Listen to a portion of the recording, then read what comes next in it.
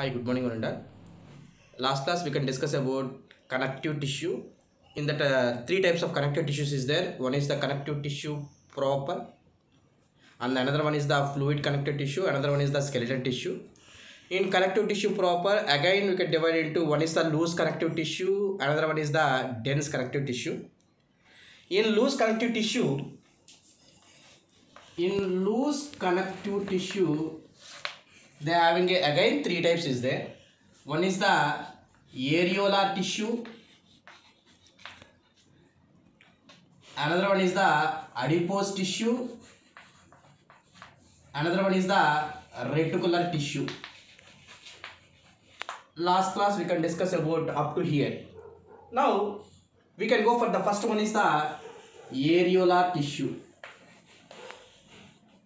See, the areolar tissue is under the loose connective tissue. The cells and fibers are loosely arranged in the matrix. This areolar tissue having a cells and having a fibers in the matrix. What are the cells is there? What are the fibers is present in the areolar connective tissue? Now we will discuss. Now what are the cells are present? The cells are fibroblast cells, mast cells, macrophages, plasma cells, adipose cells. These are the cells present in the areolar tissue. Now see, what is the use of the fibroblast cells? Fibroblast cells is the specialized cells. These cells, it can produce the fibers. It can produce what? Fibers. The inactive cells of fibroblast is called fibrocytes. Active cells is called as a fibroblast cells. Inactive cells is called as a fibrocytes. What is the use of the fibroblast cells? Fibroblast cells, it can produce the fibers. The second one is the mast cells. Mast cells, it can produce heparin, histamine, bradykinin and serotonin. See, this mast cells is stimulated by basophils. In white blood cells, they having a acidophils, basophils and neutrophils is there. This basophils can stimulate the mast cells. Mast cells, it can produce the heparin, histamine, bradykinin and serotonin. What is use of the heparin? Heparin is an anticoagulant. It means blood గడ్డ కాకుండా కాపాడేది ఏంటంటే heparin. Basically in blood bank naturally heparin we are not able to use. Artificial heparin used here. The artificial heparin is called as a sodium oxalate. It can use it as a artificial heparin. And then histamine and bradykinin is the vasodilator. It means the blood vessel is dilated at the time of inflammation. మనకి ఎప్పుడైనా injury కానీ దెబ్బ తగిలినప్పుడు blood vessel ఉబ్బుద్ది.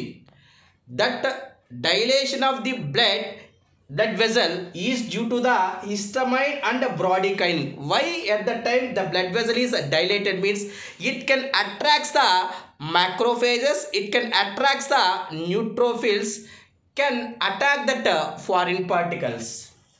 And then serotonin, vasoconstrictor. It means constriction of the blood vessel. Blood vessel constricted కావాలి అంటే serotonin కావాలి. Blood vessel dilate కావాలంటే histamine and బ్రాడీకైనిన్ అనేది కావాలి. Now we can go for the macrophages. Macrophages is derived from monocytes. You know, very familiar. See, white blood cells is divided into two types. One is the granulocytes, another one is the agranulocytes. See, Granulocytes means in the cytoplasm they having a granules. That is one is the acidophils, basophils, neutrophils is under the granulocytes. A granulocytes they having a lymphocytes and monocytes. That's why this macrophages is arises from the monocytes. These are the phagocytical nature. It means it can attract. It means it can eat and attack the foreign particles. That is the nature of the macrophages. And it is called as a internal scavenger. మన బాడీలో ఉండే foreign పార్టికల్స్ని బయటికి పంపించి మన బాడీని clean చేసేది ఎవరు అంటే macrophages. That's why it is called as a internal scavengers. Here the tissue fixed, it means it is present in particular tissue only. The tissue fixed macrophages is called as a histocytes. And then is the plasma cells. Here from where this plasma cells is formed means basically in our body lymphocytes is present. This lymphocytes is two types. One is the B lymphocytes, another one is the T lymphocytes. This B lymphocytes, what is the main use of the B lymphocytes means if any foreign particle is enter into in our body, this foreign particle is attacked by the antibodies. This antibodies is released from the B lymphocytes.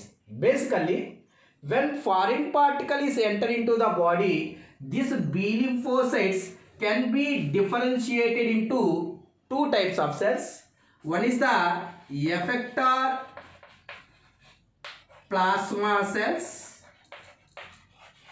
another one is the long lived memory cells.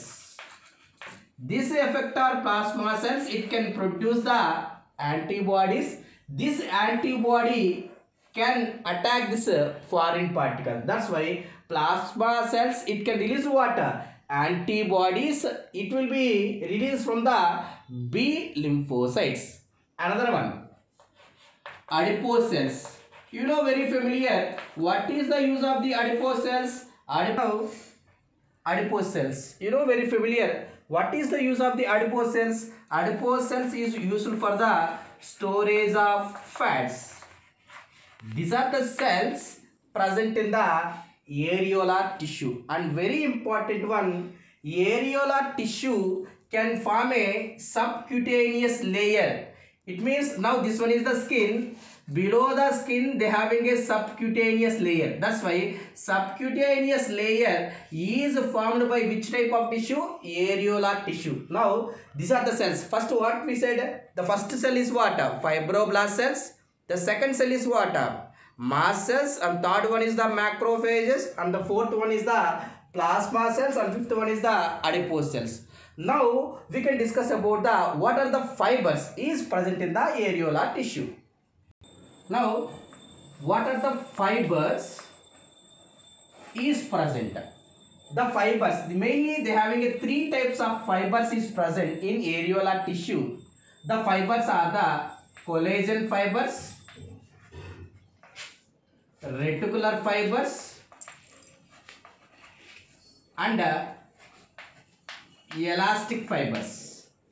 These are the fibers present in the areolar tissue. Now collagen fibers and reticular fibers made up of a protein that is called as a collagen protein. The most abundant protein in our body is the collagen protein. And elastic fiber made up of a protein that is known as a elastin. Now this collagen fiber, it is in a white color. This collagen fiber is a strong and stretch resistant. They are not able to stretch. And then reticular fibers. See, reticular fibers, they can form a network between the organs, between the tissues. It is connected. That's why it can form a network. and supporting to the organs.